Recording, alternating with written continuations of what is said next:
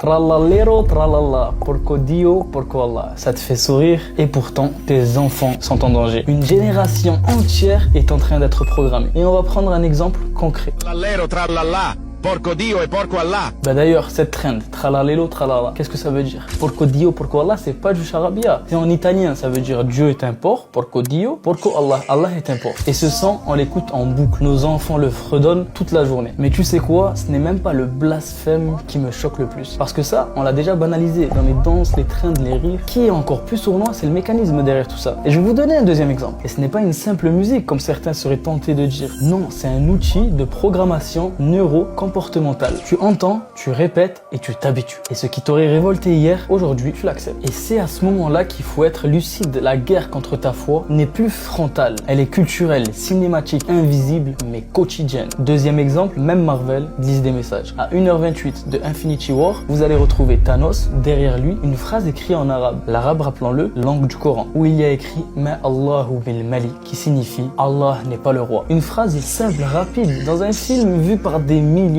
et des millions d'enfants. Et ne crois pas que c'est du hasard, c'est bien du subliminal. Ce blockbuster qui pèse des millions et des millions d'euros ne sont pas des amateurs, c'est des esprits brillants, stratégiques. Et ils ont compris comment pénétrer le cœur de nos enfants sans passer par la raison. Et Allah nous prévient, il dit, ceux à qui nous avons transmis le livre le reconnaissent comme ils reconnaissent leurs enfants. Mais ils l'effacent et savent comment nous en détourner. Si cette vidéo t'a réveillé même un peu, ne la garde pas pour toi, partage-la autour de toi avec bienveillance et intelligence. Sache que si ton cœur est encore vivant, il doit ressentir ces messages qui ne sont pas anodins. Parce qu'un enfant exposé au faux s'éloignera petit à petit du vrai. Et Allah nous demandera des comptes de ce que l'on a rentré chez nous. Qu'Allah nous pardonne et nous facilite.